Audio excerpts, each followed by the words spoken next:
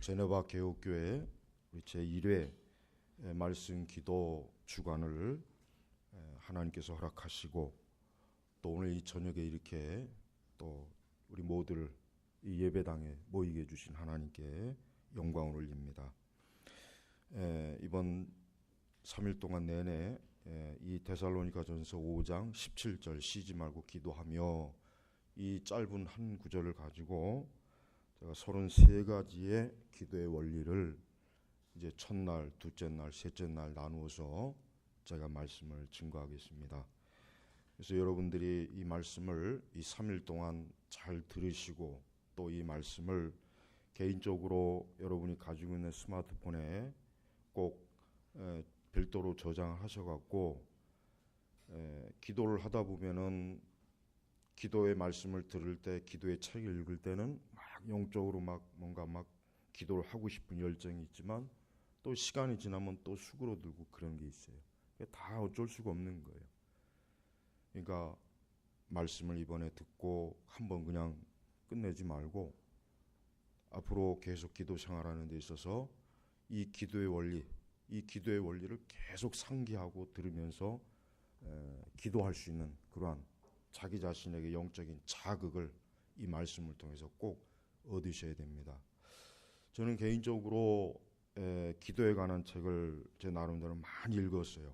기도에 관한 거의 대부분의 책은 다 있어요. 좋은 책들은. 그리고 또 많은 전기문들을 읽어봤습니다. 그래서 일찍 신학 공부를 할 때부터 제 개인적으로 또 기도의 체험도 있고 또 기도를 하면서 저도 시행착오도 많이 하고 또 기도에 관한 책들을 통해서 이렇게 기도해야 되는구나 하는 것도 배우고 그러니까 그런 것들을 이번에 이 첫 번째 말씀 기도 시간에 이 33가지 원리로 이렇게 딱 정리를 해서 이번에 3일 동안 나눠서 여러분들에게 말씀을 증거하려고 합니다. 그러니까 말씀을 잘 들으시고 기도라고 하는 것이 사실은 그냥 막연해요. 거의 대부분의 성도들은 기도하면 굉장히 막연해요. 기도 중요하지. 기도해야 되는데 그런데 어떻게 기도해야지? 그러다 보니까 기도를 잘 모르고 기도하는 경우도 많고 결국은 기도가 흐지부지하죠. 거의 대부분. 어떤 교회든지 간에 그 교회가 어떤 교회인지를 보려면은 그 교회가 정말 하나님 앞에 기도하는지 기도하지 않는지를 봐야 됩니다. 우리는 그게 중요해요. 저는 가끔가다 이렇게 개혁주의를 추구한다는 교회들이 무슨 신학 세미나를 하는 그 광고를 이렇게 봐요. 근데 저는 이런 생각이 듭니다. 그런 신학 세미나보다는 차라리 모여서 기도를 하면 더 좋지 않겠는가. 하루나 이틀이나 3일이나 모여서 기도를 하면 더 그들의 영혼에 복되고 그들이 더 영적으로 하나님 앞에 스스로 자신의 믿음과 또 하나님께 영광을 올 수 있지 않을까 그런 생각을 많이 합니다. 여러분 우리는 많이 배우고 많이 아는 것도 중요하지만 그러나 기도가 전제되지 않으면은 그것은 말짱 꽝이고 아무 소용이 없습니다. 이건 제가 극단적으로 얘기하는 게 아니라 실제로 그렇다는 것을 꼭 여러분들이 알았으면 좋겠어요. 그렇기 때문에 우리는 하나님을 아는 그 방편이 우리가 말씀을 배우고 교리를 배울 통해서도 알지만 기도를 하면서 하나님을 알아가는 것이에요. 그러니까 실제적으로 기도를 해가면서 하나님을 알지 못하면 우리가 읽고 배운 책들이 그냥 머릿속에만 있던가 그 다음에 나중에는 머릿속에서도 있지도 않습니다. 그냥 흔적도 없이 그냥 사라져버려요. 그래서 이번에 이 말씀 기도 주간을 통해서 무엇보다도 우리 성도님들이 내 자신의 개인적인 기도의 신앙을 갖는 게 이번에 목적이에요. 우선 내 자신이 개인적으로 기도의 신앙을 갖는 게 중요한 거예요. 어떤 사람이 이런 얘기를 했어요. 목사님이 하도 기도하니까 목사님 기도만 하면 답니까? 그런 얘기를 하니까 목사님이 그랬어요. 그럼 기도 안 하면 그게 다냐? 이렇게 되받아친 거예요. 그렇습니다. 사실은 뭐 기도만 하면 다냐? 그렇지 않죠. 기도만 한다고 해서 다 되는 건 아니에요. 그렇지만 기독교 신앙은 기도가 절대적이에요. 이 기독교 2000년 역사상 위대한 신앙인들과 신학자들의 글 속에서, 목회자들의 설교 속에서 기도 별거 아닙니다. 기도할 필요 없습니다. 기도 그까짓 거 무시하세요. 이런 말, 이런 글, 이런 설교하는 사람이 있습니까? 한 사람도 없습니다. 칼빈도 얼마나 기도를 많이 한 사람인지 우리가 알아야 돼요. 근데 오늘날 칼빈주의자들은 칼빈에 관한 글에 대해서 많이 얘기고 칼빈주의 얘기는 많이 하는데 기도는 절대로 칼빈을 닮지 않았어요. 우리가 종교교육자들이 얼마나 기도를 많이 했는지를 잘 모르는 것 같아요. 우리는 종교교육자들이나 종교교육자들의 신학과 교리, 그들의 신앙을 다 받아들이려면 그들이 정말 마치 예수님과 같이 피와 땀을 흘려가면서 하나님 앞에 기도했다는 것, 그것도 알아야 됩니다. 흔히 하는 말로 루터가 그랬다지 않습니까? 자기는 너무 할 일이 많고 바쁘기 때문에 하나님 앞에 하루에 2시간씩 꼭 기도해야 한다고.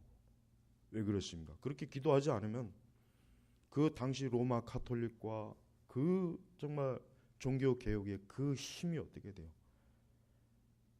도저히 견딜 수가 없고 이길 수가 없는 거예요. 그래서 그 루터는 힘써 하나님 앞에 자기는 하루에 2시간씩 꼬박꼬박 기도한다고 그렇게 고백을 했습니다.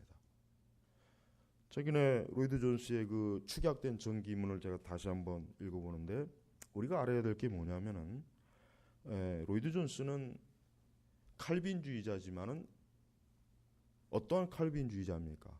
열정, 메소디스트. 그냥 죽은 칼빈주의가 아니라 뜨겁고 열정적인 칼빈주의자가 바로 로이드 존스예요. 근데 우리나라 칼빈주의는 그런 열정적이고 뜨거운 칼빈주의가 아니라 차가운 칼빈주의. 근데 이상하게도 이 뜨겁다는 것을 굉장히 좀 거부감을 많이 가져요. 뜨겁다. 뭔가 뜨겁다라는 것. 그건 오순절 은사주의자들이나 소유하는 거지. 우리 칼빈주의, 개혁주의 청교도는 그러면 안 돼. 그건 광신이야. 그건 위험해. 그건 무식한 거야. 왠지 모르게 자꾸 그런 생각을 하는 것 같아요. 그래서 제가 아까 얘기했지만은 개혁주의를 추구한다는 교회들이 종종 어떤 교수님을 모시고 세미나를 한다거나 어떤 신학 주제를 가지고 세미나를 해요. 그런데 이렇게 모여서 기도해야 하는 것은 나는 한 번도 본 적이 없어요. 물론 다 또 자기들 나름대로 기도를 하겠죠. 기도를 전혀 안 하지는 않겠죠. 그러나 중요한 것은 우리는 때때로 이렇게 모여서 힘써 하나님 앞에 기도해야 될 필요가 있고 또 교회는 이렇게 모여서 하나님 앞에 기도해야 될 중대한 사명이 있다는 것을 우리가 잘 알아야 됩니다. 또 그것을 통해서 우리 각자가 또 신앙이 영적으로 살아나는 것이고 또 교회도 어떻게 됩니까? 영적으로 살아서 더 움직이는 것이에요. 그래서 어떠한 교회든지 그 교회가 하나님 앞에 얼마만큼 기도하느냐는 그 교회를 측정할 수 있는 하나의 중요한 기준이 된다는 걸 우리가 꼭 알아야 됩니다. 자, 오늘 데살로니가전서 5장 17절에 여러분 이 말씀은 누구나 다 외우는 말씀이 항상 기뻐하고 쉬지 말고 기도하며 범사에 감사해라. 누구나 다 많이 들어봤고 항상 또 이 말씀에 그 액자, 송구 액자가 많이 있죠. 곳곳에 성도님들의 가정에도 있고 교회도 있고. 자, 그런데 사실은 이 짧은 말씀을 정말 순종하고 이 말씀대로 실천신앙을 갖는 사람들은 대단히 드물다는 걸 우리는 알아야 됩니다. 그 중에서도 쉬지 말고 기도하며 굉장히 어려운 말씀이에요. 어떻게 쉬지 않고 기도할 수 있겠는가? 사실은 이 말씀의 의미는 뭡니까? 그만큼 기도를 해야 될 필요성을 강조하기 위해서 쉬지 말고 기도하라고 하는 뜻인 겁니다. 그러니까 기도를 하지 않으면 안 되는 그 절박감, 그 중요한 이유, 또 왜 기도를 해야 되는지에 대한 것을 강조하기 위해서 바울은 어때요? 쉬지 말고 기도하며라고 하는 아주 강력하고 짧지만 강력한 강조형을 써서 이 말씀을 성령께서 기록하게 하신 거예요. 그래서 무엇보다도 우리는 이 기도의 원리를 우리가 잘 알아야 됩니다. 많은 기도의 책들을, 좋은 기도의 책들을 읽어보면은 거기는 기도의 원리가 있어요. 그냥 막연히 기도하는 게 아니더라고요. 막연히 기도하는 게 아니라 거기는 기도의 원리가 있고 왜 기도를 해야 되는지, 또 기도의 방식이나 이런 것들이 참 풍부하게 많이 있어요. 그래서 사실은 그런 것들을 알고 있으면은 우리가 기도하는데 어때요? 훨씬 더 도움이 됩니다. 그렇다고 해서 뭐 기도에 관한 책을 100권 읽었다고 해서 기도를 잘하는 건 아니에요. 차라리 책을 안 읽어도 기도하면 차라리 그게 더 나아요. 그러나 우리는 좀 더 우리는 하나님 말씀에 근거한, 또 우리는 좀 더 우리 앞서 위대한 기도의 대가들, 기도의 사람들이 우리에게 가르쳐준, 그들 자신이 영적으로 그들 자신도 기도 생활에 많은 시행착오 끝에 하나님께로부터 배운 그러한 기도 생활, 또 왜 기도해야 되는지에 대한 것들을 우리가 알면 우리는 훨씬 더 어때요? 그들의 어깨 위에 올라서 우리 역시 기도의 사람으로서 우리가 살아갈 수가 있는 거예요. 아무쪼록 우리 제네바 교육교회 모든 성도 여러분들은 하나님 앞에 이러한 소망을 가지세요. 내가 하나님 앞에 기도의 사람이 한번 되고 싶다. 내 일생토록 내 소망이, 내가 다른 거는 뭐 좀 몰라도 기도하는 기도의 사람으로서 내가 하나님 앞에 서고 싶다. 이러한 소망을 한번 이번에 꼭 가지시고 이번 3일 동안 이 말씀 기도 집회 통해서 이 말씀을 통해서, 또 이따 우리가 말씀이 끝나고 나서 또 우리가 같이 기도할 때, 또 여러분들이 그 이후에 개인 기도할 때 이 기도를 통해서 여러분들이 영적으로 혹 힘을 잃었거나 또 영적인 침체를 겪거나 또 지금 여러 가지 개인적으로 좀 어렵거나 또 여러 참 이런 것들이 많을 때, 쌓여 있을 때 이번 3일을 하나님께서 여러분에게 주신 아주 하나님께서 여러분을 축복하시고 또 은혜의 길로 이끄시는 그런 귀한 시간인 줄을 알고 믿고 참 이 3일을 여러분들이 한번 하나님께 전적으로 기도로 나오시길 바랍니다. 무엇보다도 하나님께서 어떠한 사람을 축복하시기 위해서 가장 먼저 하시는 게 뭔지 아십니까? 그 사람으로 하여금 기도를 하게 합니다. 이거는 아주 100% 저 자신도 그렇지만 모든 위대한 신앙의 그 사람들의 생애를 보면 하나님께서 누군가를 사용하시길 때는 누군가를 하나님의 일꾼으로, 도구로, 하나님의 사람으로 세우실 때 하나님께서 그로 하여금 가장 먼저 하게 하시니 뭡니까? 기도하게 하는 일입니다. 성경에 보면 사도 바울이 다메섹 도상에서 예수 그리스도를 만나고 나서 그가 한 일이 뭡니까? 그는 하나님께 기도하였습니다. 성경에 기록되어 있어요. 아나니아에게 그가 지금 기도하고 있다 그랬어요. 기도하고 있다.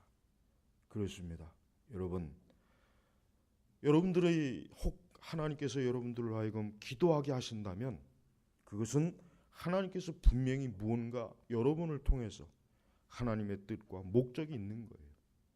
그래서 하나님은 누군가를 하나님의 손에서 특별히, 또 하나님의 손에서 하나님께서 그를 통해서 영광을 드러내시고 그를 통해서 진리를 드러내게 하실 때 어떻습니까? 그로 하여금 기도하게 하신다는 거예요. 그래서 우리가 알지만 웨슬레라든가 히필드라든가 이러한 18세기의 아주 대표적인 이 위대한 부흥사들의 특징이 뭡니까? 많은 기도를 했다는 거예요. 오랜 동안 기도하고 금식으로 준비시키고 그런 기도의 어때요? 기도의 숙련이 준비된 상태에서 하나님께서 그들을 복음의 나팔로 하나님이 세우신 거예요. 또 미국의 영적 대각성도 마찬가지예요. 그게 그냥 어느 날 갑자기 된 게 아닙니다. 그 전에 이미 벌써 기도의 숙성이 준비가 되어 있는 상태에서 그게 드러난 거예요. 그렇기 때문에 여러분, 누군가 하나님의 사람이 딱 택했을 때 하나님은 그로 하여금 어떻게 합니까? 기도를 하게 하신다는 거예요. 기도하게 하신다는 거예요. 또한 모든 그리스도인들은 반드시 하나님 앞에 기도를 합니다. 모든 그리스도인들은 반드시 하나님 앞에 어때요? 기도를 하게 되어 있습니다. 기도하지 않는 그리스도인들은 이게 성립이 안 되는 거예요. 기도하지 않는 그리스도인들은 이 세상에 한 사람도 없어요. 그리스도인들은 반드시 하나님 앞에 어떻게 해요? 기도를 하게 됩니다. 왜 그렇습니까? 그가 하나님을 이제부터 인식하게 되는 거예요. 즉 그리스도인이 되는 순간 그가 이제부터 어떻게 해요? 하나님을 인식하게 되는 거예요. 이제는 하나님을 알게 되고 하나님에 대해서 어때요? 영적 감각으로 이제는 하나님을 인식하기 때문에 어떻게 됩니까? 하나님을 찾고 하나님을 구하게 되는 거예요. 그게 공통적인 특징이에요. 그래서 그리스도인이 되는 그 순간부터 하나님은 그를 어때요? 기도의 자리로 불러내는 거예요. 사실 그리스도인이 된다는 의미는 또 다른 표현으로 뭡니까? 기도의 자리로 불러낸다는 뜻이 정확한 의미가 될 수가 있어요. 그러므로 사실 이해가 안 되는 게 뭐냐면 나는 그리스도인인데 기도가 하기 힘들어요 하는 것은 조금 이해가 하기가 힘들어요. 물론 기도가 서투를 수 있고 또 기도를 잘 못할 수는 있어요. 처음부터 기도 잘합니까? 그러나 기도가 안 돼요. 그래서 기도를 거의 안 하는 그런 사람들이 과연 그리스도인일까? 저는 사실 그리스도인이라고 보기가 솔직히 힘들어요. 여러분, 지금 우리 시대 교회의 가장 큰 문제가 뭐겠어요? 물론 신학적인 문제도 교리적인 문제도 지금 너무 심각해요. 사실은 그것도 심각합니다. 그러나 또 하나 우리가 꼭 짚고 넘어갈 게 있어요. 지금 우리 시대는 기도를 너무 안 한다는 겁니다. 정말 기도를 안 합니다. 적어도 제 나이 때쯤 되거나 저보다 더 연배되는 분들이 어릴 적부터 신앙생활한 분들은 그걸 뚜렷하게 알 수 있어요. 왜? 과거의 성도들은 정말 기도를 많이 했어요. 지금보다 더 많이 했다는 얘기예요. 지금 우리 시대 교회를 다니는 사람보다는 더 많이 했어요. 그들이 과거에는 성도들이 예배당 오면은 기도하는 시간으로 많은 시간을 썼어요. 오늘날 성도들은 자기들끼리 모여서 얘기하고 커피 마시는 데 시간을 많이 쓰지만 과거의 성도들은 예배당에 와서 기도하는 시간으로 자기 시간을 많이 썼다는 것. 또 과거의 성도들은 하나님 앞에 자기 자신이 기도하지 않으면 안 된다는 것을 철저하게 인식을 했기 때문에 힘들지만 항상 기도하기를 힘썼다는 거예요. 옛날 성도라고 해서 기도가 잘 됩니까? 저절로 되겠어요? 그들이나 우리나 성정이 똑같은 거예요. 그러나 그들은 내가 하나님 앞에 기도하지 않으면 내가 살 수가 없다. 내가 기도하지 않으면은 내가 섬기는 교회와 내 신앙과 내 가정과 내 자신이 하나님 앞에 온전히 설 수 없다. 이거를 굉장히 깊이 인식하는 거예요. 근데 지금은 그런 인식들이 교회를 다니는 많은 신자들에게 희미하다는 것, 또 아예 없다는 것. 이게 굉장히 큰 문제예요. 그래서 저는 요즘은 여러분도 아시겠지만은 이제 무슨 교리적으로 뭐가 배도 이런 거 별로 얘기 안 하잖아요. 제가 그런 것들 얘기하는 분들이 이제 많아요. 그런 것들 얘기하는 분들이 많으니까 이제 됐어요. 저는 좀 더 뭘 관심이 가지냐면 기도를 많이 해야 되겠다. 그동안 많은 것들을 가지고 논쟁하고 싸우고 막 그랬는데 그러나 기도하지 않으면은 그런 것조차도 보잘것이 없는 거예요. 그런 것조차 보잘것이 없는 거. 그거 잘한다고 해서 교회가 부흥합니까? 솔직히 안 돼요. 그렇다고 해서 이게 중요하지 않은 건 아니에요. 그건 중요해요. 우리는 그런 일이 필요합니다. 저도 그런 일을 지금도 사실은 하고 있고 이전부터 많이 해왔어요. 그러나 기도가 부족하거나 기도가 없다면 그것조차도 그냥 뭡니까? 그냥 쭉정이밖에 될 수가 없다는 그 현실, 그 영적 현실을 우리가 인정을 해야 돼요. 그래서 여러분, 이제부터 우리는 기도란 무엇인가? 우선 기도는 하나님이 정하신 것입니다. 그렇습니다. 기도는 사람이 만든 게 아닙니다. 우선 첫 번째, 기도는 무엇이냐? 기도는 하나님께서 만드신 거예요.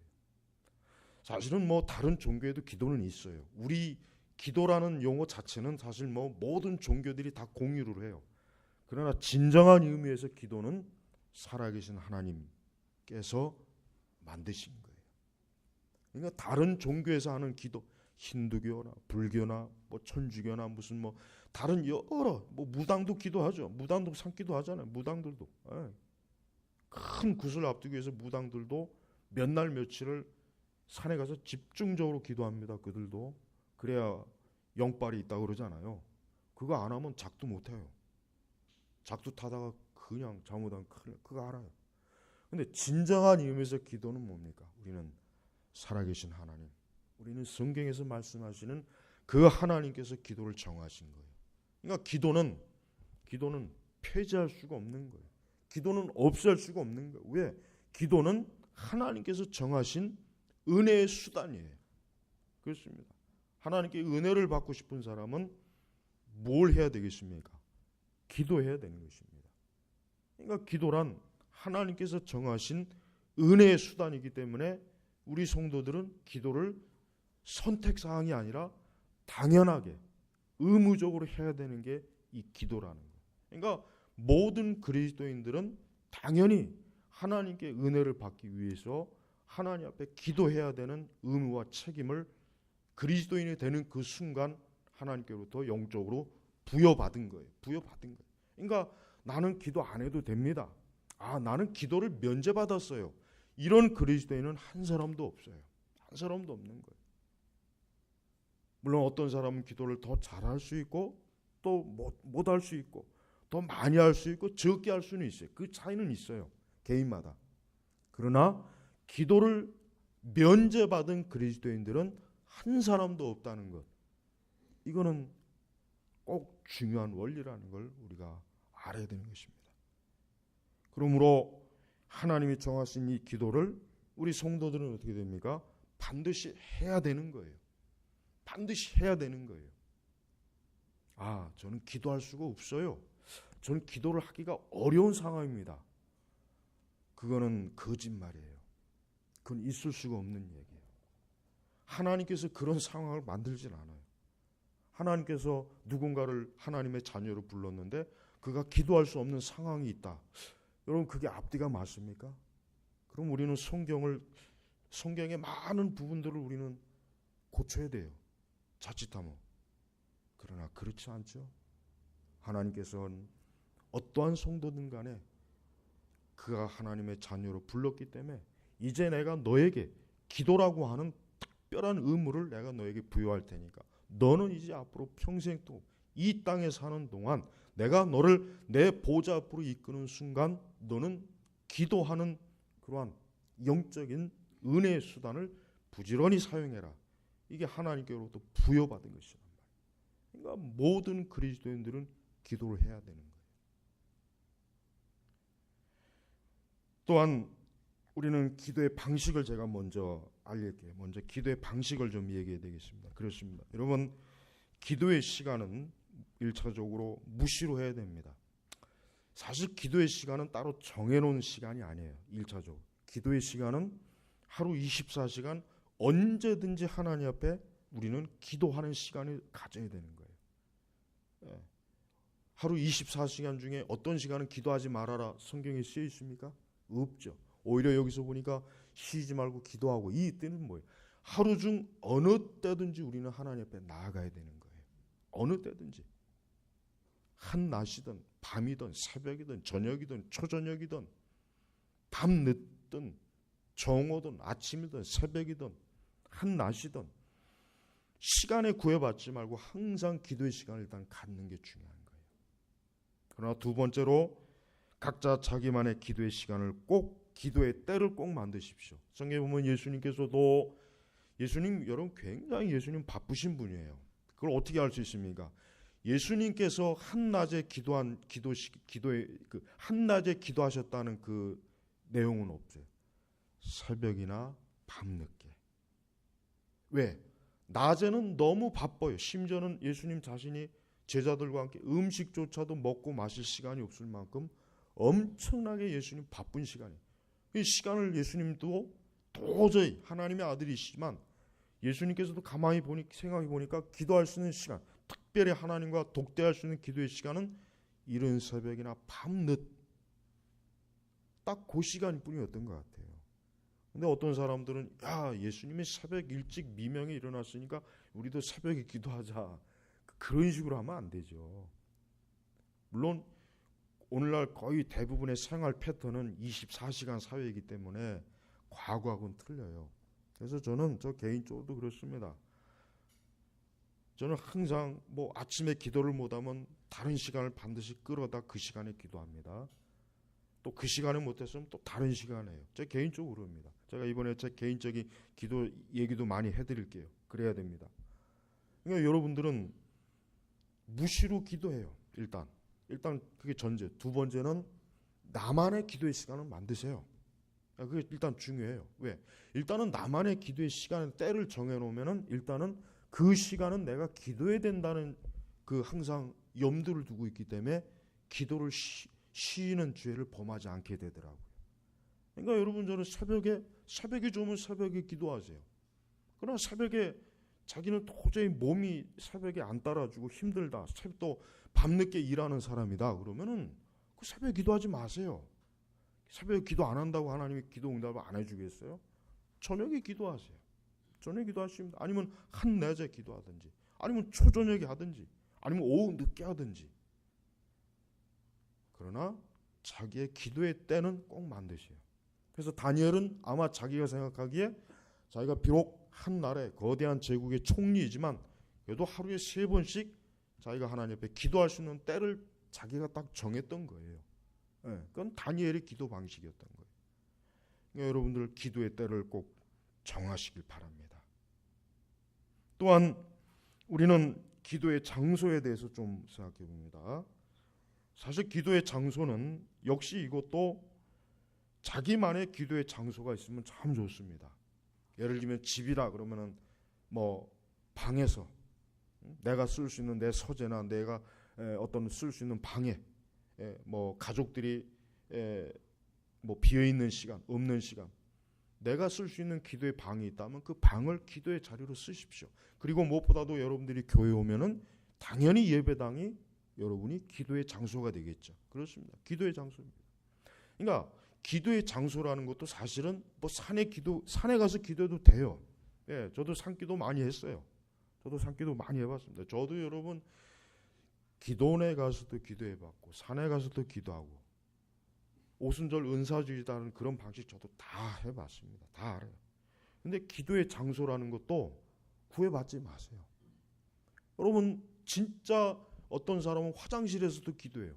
자기가 직장생활 하다 보니까 점심 빨리 먹고 그나마 시간이 좀 뭔가 10분 20분이라도 남을 수 있는 시간이 화장실에 가서 딱 그 시간이라는 거예요. 그 시간에 화장실에 가서 그렇게 해도 돼요. 화장실에서 기도하면 하나님께서 야 냄새난다 거기서 하지 말아라 그러겠습니까? 아닙니다. 진짜 기도를 갈급하는 사람은요 장소에 구애받지 않습니다. 건물 모퉁이 구석에서 가서도 기도하고 기도할 장소를 찾아요. 그러니까 나는 기도할 장소가 없어요. 전 그것도 핑계라고 봐요. 그것도 핑계예요. 군인들 같은 경우는 밤에 근무할 때 그때 하나님 앞에 기도할 수 있는 시간이에요. 근무하면서 기도해요. 군인들은. 여러분 기도의 장소를 여러분 항상 정해 놓으십시오. 그리고 여러분들이 이렇게 교회에 오면은 이 교회는 내 집은 만민이 기도하는 집이라. 물론 그 교회라고 하는 것은 우리 심령, 우리 마음이지만 우리는 장소적인 의미, 우리의 예배당이 사실 기도하기 가장 좋은 것입니다. 그렇습니다. 사실 오늘날 교회가 예배당을 기도의 장소로 가장 많이 활용해야 되는데 예배당에서 뮤지컬을 하거나 오케스트라를 하거나 연극을 하거나 예배당에서 바자회를 한다거나 인문학 독서 토론을 한다거나 저는 그거 굉장히 우려가 돼요. 그렇게 하면 안 되는데 우리 성도들이 예배당 오면은 기도의 장소로 여러분은 쓰세요. 그래서 여러분 기도의 장소에 구애받지 마십시오. 또한 기도는 오늘 우리가 이렇게 모여서 연합 기도도 할 수 있고 개인 기도도 할 수가 있는 거예요. 이따 우리가 말씀 끝나고 나서 우리 같이 연합 기도를 몇 가지 기도 제목을 놓고 하겠습니다. 그러나 그 다음에는 또 개인 기도를 하는 시간을 또 가질 거예요. 그러니까 우리는 나 연합 기도 싫어요. 나는 안 됩니다. 성경에 보면은 이스라엘 백성들이 같은 한 자리에 모여서도 기도했어요. 또 홀로 기도했어요. 우리는 같이 모여서 기도할 때는 같이 해야 돼요. 공동의 기도 제목, 교회를 위해서, 우리 성도들을 위해서 같이 기도해 줘야 돼요. 긴급한 문제가 있을 때 같이 모여서 하나님께 기도하는 거예요. 이게 연합기도예요. 연합기도. 연합기도는 굉장히 힘이 센 거예요. 그래서 교회는 연합기도를 잘해야 되는 거예요. 연합기도를 잘하는 교회가 영적으로 강한 교회예요. 그 다음에 개인기도. 그렇습니다. 이 개인기도도 무시하면 안 되겠죠. 어떤 사람은 연합기도는 하는데 개인기도는 아예 안 하는 사람도 있어요. 그러나 개인기도를 해야 돼요. 이 개인기도는 또 몇 가지를 나눌 수 있습니다. 그것은 철학기도와 금식기도예요. 네. 이것은 좀 더 특별한 형태의 기도입니다. 그래서 이러한 기도로 개인이 하나님 앞에 기도할 수 있고, 그러나 뭐 철야나 금식은 아니더라도 또 홀로 하나님 앞에 시간을 정해서 일정한 장소에서 하나님 앞에 간절히 기도하는 그 기도의 시간을 갖는 거예요. 또한 두 사람이 같이 기도하는 기도가 있어요. 두 사람이 같이. 두 사람이 서로 오늘 우리 이런 문제를 가지고 우리 같이 기도하자. 같이 두 사람이 아마 부부가 아마 같이 기도하기 가장 좋을 것 같아요. 아니면 뭐 친구라든가 동료라든가 같이 두 사람 아니면 세 사람이 모여서 우리 이 문제를 가지고 우리 하나님 앞에 기도하자. 그러니까 두 사람 세 사람 이렇게 기도할 수가 있습니다. 그러니까 기도에 이렇게 모이는 방식도 차이가 있고 기도의 방식, 금식기도, 철야기도 아니면 금식이나 철야는 아니지만 일정한 시간을 놓고 하나님 앞에 기도하는 거예요. 이런 기도의 방식이 있습니다. 그렇기 때문에 여러분 이 기도의 방식이 이렇게 다양해요. 또한 기도는 몸과 마음의 준비가 있어야 되는 겁니다. 네. 기도는 사실 몸과 마음의 준비가 있어야 돼요. 왜 그렇습니까? 기도는 굉장히 영적인 일이기 때문에 우리의 몸과 마음이 잘 준비가 되는 게 필요해요. 우선 우리의 마음이 기도할 수 있는 준비가 되어야 되겠죠.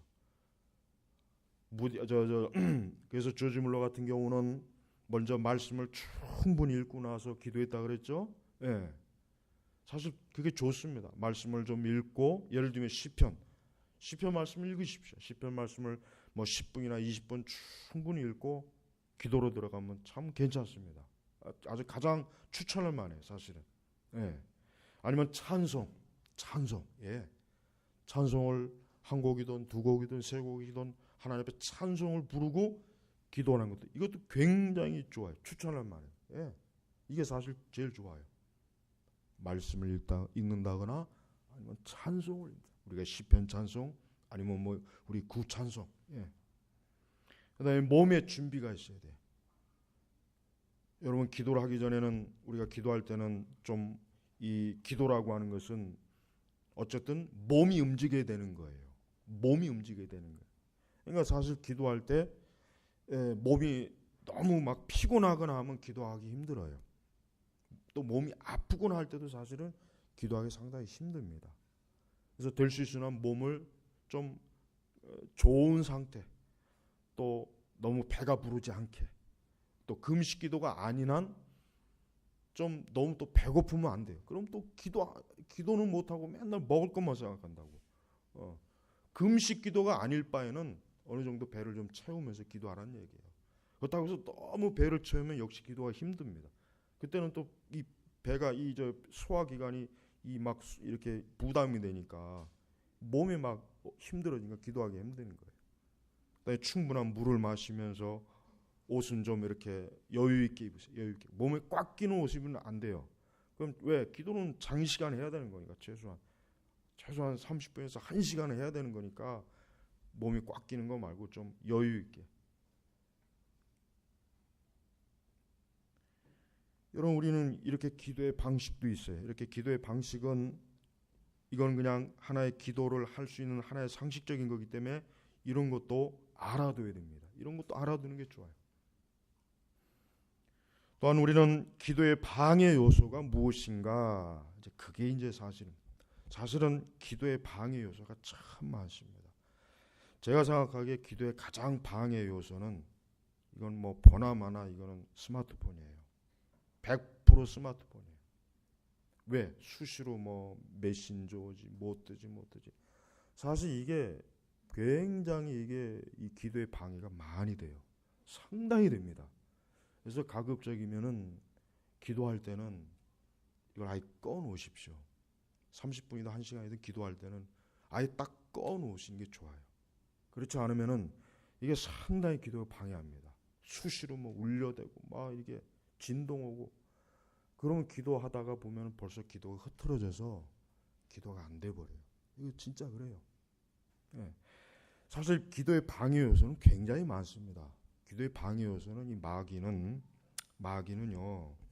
오늘 우리가 이렇게 기도의 시간이 모여 있는데 벌써 이미 마귀는 벌써 야 제네바 개옥교회 오늘 기도한다더라 3일 동안 가서 방해하자 회방 놓자.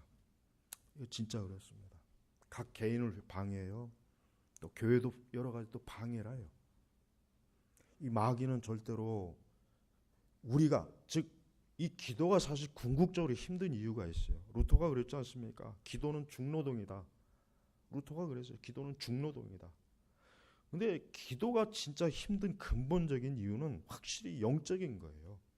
마귀가 정말 방해합니다. 정말 기도를 할 마음만 먹어도 벌써 마귀는 금세 알아요. 그러니까 기도를 어떻게 하면 못하게 할까? 그 사람의 가장 약점, 그 사람의 가장 치명적인 아킬레스건을 확 걸어버려요. 시험을 걸어서 기도를 못하게 하거나 기도를 회방하거나 어떻게 하면 기도를 하여튼 잡쳐놓는 거. 하여튼 마귀로서는 기도만 안 하면 돼요. 그러면 일단 성공한 거니까. 그러니까 우리는 거꾸로 기도만 하면 되는 거예요. 우리는 거꾸로 내가 기도할 때 분명히 마귀가 기도를 방해할 것이다. 여러 형태로 방해합니다. 아주 방해해요. 합법적인 방해도 있고 불법적인 방해도 있고 합리적인 방해도 있고 비합리적인 방해도 있고 이 마귀는 다양한 방해 수단을 가지고 있어요. 그러니까 우리가 그런 것들을 이겨내면서 기도하려니까 기도가 그러니까 힘든 것입니다. 그러니까 여러분 기도할 때는 이 마귀가 반드시 기도를 방해하는구나. 이 전제를 꼭 알고 있어야 돼요. 그래야 뭔가 기도가 방해가 올 때 즉각 알아채고 그 기도의 방해를 이겨낼 수가 있고 그 교묘한 유혹과 시험에 어때요? 걸리 넘어지지 않고 우리가 할 수가 있는 거예요. 그래서 여러분들 될 수 있는 한 기도를 할 때 내가 만족스러울 때까지 기도를 하십시오. 내가 만족스러울 때. 내가 오늘 참 기도를 어쨌든 했다. 기도가 좀 그래도 내가 기도를 했다라고 기도를 하긴 했는데 뭔가 찝찝하고 이게 좀 부정. 그러면 더 기도하세요. 더 기도하시란 말이에요. 그러니까 내가 만족스러울 때까지 기도하세요. 내가 만족스러울 때까지. 왜? 그거 내가 만족스럽다는 것은 그 기도가 방해받지 않고 기도를 제대로 했다는 증거가 된단 말이에요. 근데 내가 기도를 했는데 뭔가 모르게 이게 좀 뭔가 좀 이게 뭔가 좀 이게 만족스럽지 못해요. 그럼 뭔가 방해를 받은 거예요. 뭔가 방해를 받은 거란 말이에요. 그러니까 기도할 때는요, 내가 만족스러웠다 싶을 때 그런 정도까지 해야 되는 거예요. 그러니까 내가 기도를 해도 뭔가 좀 불만족스럽고 기도를 한 것 같지 않고 뭔가 기도를 좀 이렇게 시원스럽게 한 것 같지 않으면은 그럼 더 기도하세요. 더 기도하세요. 그러면 돼요.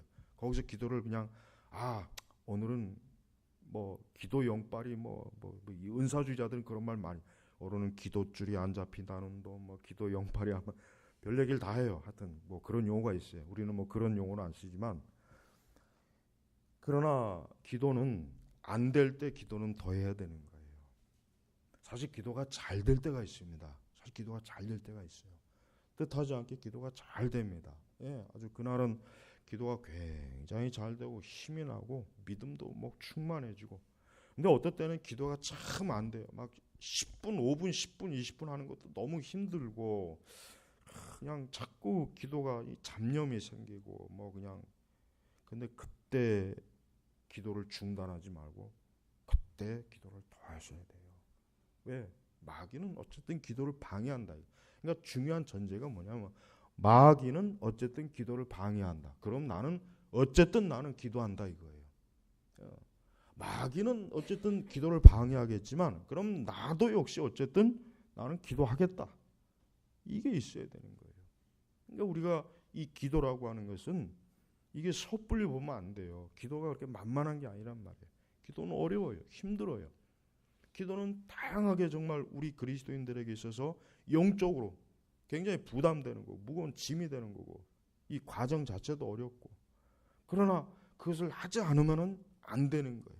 그러니까 우리 말씀에도 쉬지 말고 기도하며라고 어떤 딱 짧은 문장이잖아요. 어떤 변명이나 이유나 그런 걸 붙이질 않아요. 그냥 이 얘기는 뭐냐면 어떤 변명도 통하지 않는다 이거예요.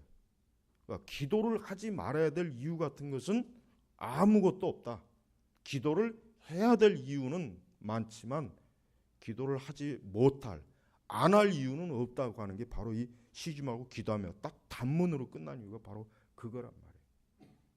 그러니까 바울은 데살로니가 성도들에게 행여라도 너희들이 기도하지 않을 어떤 핑계라든가 상황이라든가 그들이 그런 이유를 댈까봐 그냥 쉬지 말고 기도하며 더 이상 그것으로 끝이요. 무조건 기도해야 된다. 무조건 기도해라 이거예요. 뭐 지금 어떤 어려운 상황이 오건 뭐가 됐건 무조건 기도해야지. 지금 너희들 뭐 기도 못하겠다는 이유 대지 말아라. 쉬지 말고 기도하며라고 딱 아주 못을 박은 거예요. 못을 박은 거예요. 왜 이게 바울이 이렇게 짧게 했는지 그 이유가 바로 거기에 있는 것이란 말이에요. 그러니까 여러분 기도의 방해 요소는 무수하게 많아요. 남들이 모르는 기도의 방해 요소가 있어요. 나만 아는 기도의 방해 요소가 있어요. 나만 아는. 난 기도만 하려 그러면 꼭 요게 방해가 오는구나. 난 기도만 하려면은 꼭 요런 요게 오는구나. 그 자기만의 또 아는 것도 방해 요소도 아마 다 있을 거예요. 그러니까 그런 게 왔을 때 이거는 기도를 못하게 하려고 하는 요 방해구나. 그렇게 알았자면 돼요. 제가 전에 그랬잖아요. 저는 꼭 기도만 좀 하려고 이렇게 하면은 꼭 책 제목이 생각나가지고 서재 가서 책을 찾으려고 그런다니까. 아주 그것도 유독 내가 찾으려는 책은 유독 못 찾아요. 이틀 3일. 이번에도 못 찾은 책 우리 승훈이가 찾아줬어요. 저번에. 그래 나는 그게 아주 골치 아프더라고. 왜 기도만 하려고 그러면은 어떤 책 제목이 생각나서 그 책을 기어코 찾아야 돼. 그 책을 안 찾으면 잠이 안 와요. 저는 그런 게 있어요.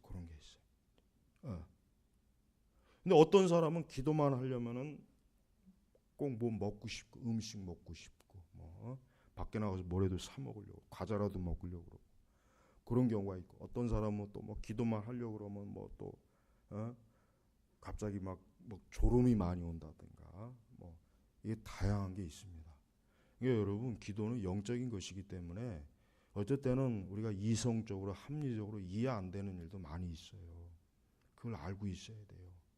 그러니까 기도를 우리가 많이 하다 보면 기도를 또 깊이 하고 오랜 기도에 이제 숙달이 되다 보면은 때때로 영적인 체험이 진짜 옵니다. 진짜 와요. 그리고 뭔가 보이기도 하고 사실 그런 경우가 있어요. 진짜 있습니다. 예. 근데 이제 우리가 평소에 말씀을 바르게 알고 교리적으로 바르게 알고 있으면 그런 것이 설령 그런 영적인 체험이 와도 잘 우리가 이렇게 해결할 수 있는데, 교리와 말씀을 제대로 모르면은 그런 것들이 오게 되면 자칫하면 어떻게 됩니까? 잘못하면은 하나님의 성령의 역사가 아닌 귀신의 역사도 있고 또 극단적으로 나아갈 수도 있는 거예요. 그래서 조심해야 되는 거예요. 그러니까 우리가 올바로 말씀을 알고 성경을 교리를 알면은 기도를 많이 해서 어떤 정말 영적인 이런 체험이라든가 이런 게 와도 그런 거를 건전하게 올바로 교리적으로 바르게 잘 어때요? 처리할 수가 있어요. 그래서 여러분 보십시오. 대체로 은사주의자들을 보면은 기도를 많이 하면 좀 이상한 데로 많이 빠지지 않습니까? 그게 왜 그러냐면은 기도를 하기면은 아까 얘기했지만 성령도 역사하지만 마귀도 방해합니다. 마귀도 방해해요. 그래서 어떤 사람은 난 기도하다 예수님 봤다. 그게 진짜 예수님일까요? 그게 정말 예수님일까요? 또 기도를 하다가 환상을 보기도 합니다. 정말 그럽니다. 비몽사몽간에 봐요. 그럴 때 잘 분별해야 된단 말이에요. 그러니까 이 기도라고 하는 것은 영적인 영역으로 들어가는 것이기 때문에 정말 조심스럽게 우리가 말씀의 기초와 이런 교리의 기초가 잘 쌓여 있어야 돼요.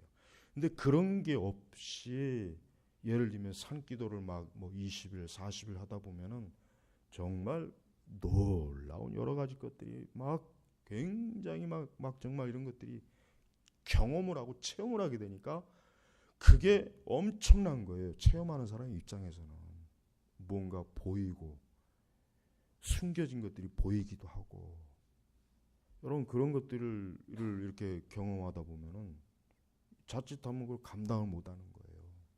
그러니까 우리 한국교회 역사를 보면은 이 신비주의자들은 대체로 막 산에 가서 막 100일 기도 몇 년씩 산에 가서 기도하고 그러다 보니까 엄청난 막 그냥 체험도 하고 막 겪기도 하고 보이기도 하고, 그것 때문에 우리 한국교회 보면 이 신비주의가 이게 계속해서 나타나요. 계속 그 전통이 있어요. 그 전통이 거기서 여러 이단들도 파생이 되는 거고. 여러분 우리가 이 기도의 방해 요소를 잘 분별하고 이해해야 되는 게 굉장히 중요한 것입니다. 또한 기도는 오늘은 첫날이니까 제가 순서를 조금, 기도는 우리 성도들에게 있어서 문제를 해결하는 피난처가 됩니다. 여러분 기도를 통해서 여러분 하나님 우리의 소원을 이루어 주십니다. 여러분 하나님 앞에 어떤 소원을 가지고 나오는 것을 그걸 두려워하지 마세요. 그거 기복주의 아니니까 걱정하지 마세요. 하나님 우리의 소원과 소망을 이루어 주시는 분이에요. 오늘 제가 첫날 이제 기도하는 날이니까 이제 그 뒤에 것을 앞으로 끌어낼게요. 여러분 우리 성도들이요 정말 꼭 알아야 될 게 있어요. 우리는 하나님에게서 반드시 해결을 봐야 되겠다고 하는 결심을 해야 됩니다. 이게 정말 중요해요. 우리가 왜 기도합니까? 이젠 아주 실천적인 걸 제가 끄집어낼게요. 여러분 기도는 단순히 그냥 뭐 영적인 그냥 뭐 어떤 체험을 즐기고 기도를 통해서 뭐 그냥 우리 자신의 어떤 종교적인 위안을 갖는 그 정도 수준으로 하는 게 아니에요. 기도는 현실의 문제를 해결할 수 있는 키가 돼요. 그래서 하나님께서 우리에게 기도하라고 하신 이유 중 하나도 뭐냐면, 사실 우리 인간이 살아가면서 우리 그리스도인들이 살아가면서 부딪히는 문제들 굉장히 많습니다. 사업이 어렵다. 그럼 그리스도인들은 사업이 어려우면 어떻게 하겠어요? 기도해야 됩니다. 사업이 어려운데 기도하는 건 기복주의니까 하면 안 돼. 그건 그 사람 그건 망해요. 그 대책 없이 망하는 거예요. 그럼 뭐 다른 대책이 있어? 어디 뭐 돈 많이 빌릴 때 있어요? 뭐 어디 뭐 큰 물주 있습니까? 그거 없으면 기도해야 돼요. 우리가 인간은요, 이 성공과 실패라는 걸 여러분 언뜻 자꾸 오해하는 분들, 그러니까 개혁주의자들이 보면은, 청교도 개혁주의자들이 이 성공과 실패는 이거는 저 여의도에서 쓰는 용어로 자꾸 알더라고요. 그거 아닙니다. 그거 잘못 알고 있는 거예요. 너무 그 인간의 본성을 너무 모르는 거예요. 성경도 모르는 것이고. 여러분 다윗의 일생을 보십시오. 다윗이 하나님께 기름 부음 받아가지고 무려 20년이 넘는 동안 사울에게 쫓겨다니고 얼마나 고생을 많이 했습니까? 다윗이 그때 어떻게 견뎌내고 이겼습니까? 하나님께 기도해서 이겨냈어요. 기도해서 이겨냈단 말이에요. 사울의 죽음으로부터 어떻게 피할 수가 있습니까? 기도해서 사울이 그 사울의 칼날에서 피할 수가 있었던 거예요. 그러니까 우리 그리스도인들이 지금 오늘날 같이 이렇게 살기 어렵고 힘들어요. 자, 그러면은 어떻게 합니까? 그럼 어떻게 할까요? 그냥 손가락 빨고 있을까요? 그냥 말씀만 읽고 있을까요? 그냥 예배만 드리면 됩니까? 찬송만 하면 됩니까? 뭐 교리 공부만 하면 됩니까? 그냥 책만 읽으면 다 됩니까? 천만에요. 나는 기도합니다. 나는 앞에 나와서 기도해요. 나는 정말 내가 이전에 정말 힘들 때가 있어요. 그때는 정말 수시로 3일 금식, 일주일 금식, 뭐 이틀 금식, 하루 금식 죽도록 정말 했어요. 하여튼 내가 할 수 있는 만큼. 뒤돌아보면 그때 더 많이 했으면 좋았을 텐데. 난 그렇게 보냈어요. 왜? 그렇게 해야 내가 사니까. 그렇게 해야 제가 목회자로서 살고 교회가 살고 사역이 사니까. 그럼 똑같이. 그럼 성도들도 마찬가지예요. 성도들이 사업에 어려움이 있어요. 자녀의 어려움이 있어요. 집에 어려움이 있어요. 개인적으로 그냥 힘든 게 있어요. 그럼 뭐 어떻게 할 거예요? 그때 소요리 문답 공부할까요? 하이데베르크 요리 문답 공부할까요? 청교도 책 읽고 있을까요? 그건 미련한 거죠. 그때는 기도해야죠. 그렇게 기도하면 하나님께서 야, 너 기복주의고 은사주의이기 때문에 안 돼. 이럽니까? 그건 잘못 알고 있는 거예요. 제가 이거 솔직하게 이런 얘기 하는 이유는 너무 이 청교도 개혁주의 한다는 분들이 너무 잘못 알고 있어요. 너무. 진짜 그들이야말로 하나님을 제한하고 있어요. 우리가 개혁주의 신앙 갖는 게 하나님을 제한하라고 개혁주의 신앙 갖으면 나는 개혁주의 안 할 겁니다. 이 말도 또 오해하지는 마세요. 그렇다고 또 진정한 개혁주의는 하나님의 풍부하심을 무한하게 받아들이는 거예요. 근데 왜 우리가 제한을 하냔 말이에요. 왜 제한을? 안 됩니다. 그러면 안 돼요. 그러면 안 됩니다.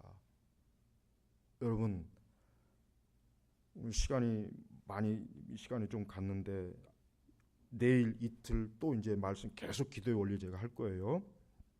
여러분, 오늘 이렇게 첫날 기도하러 왔죠. 그럼 기도 왜 하러 옵니까? 그냥 기도의 분위기 즐기려고 왔습니까? 그냥 뭐 기도하는 그냥 뭐 교회에서 기도하니까 그냥 기도하러 가야지라 해서 왔습니까? 아닙니다. 오늘 이 시간 기도하러 왔으면 그 기도에 대해서 하나님께서 응답을 얻어야 돼요. 제가 아까 잠깐 말씀 중에 기도를 만족스러울 때까지 하라는 의미가 뭐냐면 내가 오늘 가지고 나온 기도 제목에 대해서 믿음과 확신과 응답의 확신을 얻으라는 얘기예요. 사실은 그 얘기가. 여러분, 기도는 폼 잡는 게 아니에요. 기도는 무슨 고상하게 앉아갖고 거룩하신 하나님 그게 아닙니다. 실제적으로 기도는 하나님께서 너 뭐 어려운 거 있느냐? 너 힘든 거 있느냐? 너 뭐 지금 뭐 고통스러운 게 있느냐? 너 어떤 괴로운 일이 있느냐? 내게로 가져와라. 내가 가져와라 이거예요. 그래서 시편에 보면은 얼마나 많은 그 다윗의 그 시편 기자의 그 고통과 괴로움을 하나님 앞에 쏟아놓잖아요. 내 마음을 쏟아놓으라. 그 괴로움과 고통을 쏟아놓는 거예요. 사무엘의 어머니 한나 보십시오. 현실적으로 아들이 없어요. 그 당시 아들이 없는 건 그 여자 취급을 못 받습니다. 얼마나 그게 한이 되고 얼마나 고통스러우면 성전에 와가지고 막 미친 듯이 기도하니까 제사장이 술 처먹고 땡깡 부리는 자, 네가 왜 이렇게 술 취하고 있냐? 내가 지금 술이 취한 게 아니라 너무 괴로워서 하나님 앞에 나왔다 그래요. 왜 그걸 몰라요? 왜? 여러분, 하나님 앞에 기도해야 돼요. 영적으로 갈급하고 힘들고 답답하고 괴롭고 꽉 막혀있고 출구는 안 보이고 길은 없고, 그럼 성도는 뭐 해야 됩니까? 기도해야 되는 거예요. 기도 안 하고서 짜증내고 화내고 신경질 부리고 시험당하고 넘어지고 죄짓고, 그건 잘못된 거란 말이에요. 잘못된 거. 응? 잘못된 거란 말이에요. 그러니까 하나님 앞에 기도하러 나왔으면은, 나는 오늘 하나님 앞에 기도하러 나왔기 때문에 내 기도의 제목에 대해서 나 하나님 응답을 해 주십시오. 내 하나님 응답 안 해 주시면 내가 살 길이 없습니다. 내가 피할 길이 없습니다. 내가 막막합니다. 어렵습니다. 주님이 날 도우시지 않으면 어떻게 하겠습니까? 이게 기도란 말이에요. 이게 기도. 여러분, 그런 기도 해야 돼요. 그런 기도 하고 싶은데, 이렇게 기도하면 이거 하나님, 거룩하신 하나님 앞에 이거 혹시 무례한 거 아닐까? 아닙니다. 그렇게 기도 안 하는 게 무례한 거죠. 우리가 하나님을 알 때 너무 잘못 알고 있는 분들이 많아요. 저쪽은 저쪽대로 잘못 알고 있지만 우리 이렇게 개혁신앙한 분들은 역시 잘못 알고 있어요. 그만큼 온전하게 성경과 신학을 이해하지 못하니까 그런 거예요. 저는 감사하게도 은사주의도 신복음주의도 신비주의도 이런 것들 다 어떻게 보면 접해봤어요. 다 접해봤어요. 그러니까 이해가 되는 거예요. 비록 비판을 하지만 이해는 되는 거예요. 여러분, 우리 이 시간 오늘은 여기서 말씀을 마치면서 오늘 기도 제목, 제가 저번에 그랬지 않습니까? 이번에 3일 동안 기도 제목 가지고 나와야 된다고. 우리는 기도를 즐기러 온 것도 아니에요. 우리는 기도의 응답을 받아야 돼요. 저도 마찬가지. 저도 우리 교회적으로 우리 성도들을 위해서 기도해야 될 게 지금 굉장히 많아요. 저도 지금 기도해야 돼요. 여러분도 마찬가지예요. 우리 이 시간에 오늘 이렇게 이제 첫날 오늘 말씀을 맺겠습니다. 아무쪼록 이번 말씀 기도 주간에 우리 이렇게 하나님께서 우리에게 이렇게 기도의 시간 준 건 하나님의 축복입니다. 하나님 은혜예요. 하나님께서 정말 우리 교회를 사랑하시기 때문에 주신 거예요. 정말입니다. 그리고 우리 성도님들 하나님께서 선한 은혜로 갚아주시기 위해서 이렇게 기도의 자리에 오게 하시고 같이 기도하게 한 거예요. 오늘 말씀을 듣는 우리 모든 성도분들, 어디에 있든 그 가정에 있거나 여기 예배당에 있든 이 시간 이후에 오늘 들을 말씀을 가지고 이제 하나님 앞에 기도하십시오. 이제 우리가 합심기도, 공동기도 뭐까지 하고 그다음에 이제 각자 또 기도를 좀 하겠습니다. 또 오늘 기도가 다 끝나고 또 개인적으로 하나님 앞에 예배당에서 철회할 분들은 철회하세요. 이럴 때 철회하지 언제 하겠어요? 해보시란 말이에요. 그런 것도 해봐야 되는 거예요. 해볼 건 다 하는 거예요. 기도는 다양하게 하는 거예요. 하나님은 우리가 연약한 걸 아시기 때문에 우리가 기도를 뭐 잘해야 내가 놓는다, 그게 아닙니다. 진짜 예수 그리스도를 믿고 그분의 대속을 의지하고 그분 앞에 자기 자신을 정말 낮추고 하나님 앞에 신실하게 나오면은 하나님 응답해 주셔요. 진짜 응답하십니다. 그러니까 이번에 하나님 앞에 우리 같이 기도하고 하나님께 영광 돌리고 또 교회를 더 온전하게 섬기고 여러분 자신도 더 영적으로 든든하게 서는 그런 복된 시간을 갖기를 바랍니다. 자, 기도하겠습니다. 하나님 아버지 감사합니다. 오늘 이제 첫날 우리 말씀 기도 집회를 이제 시작합니다.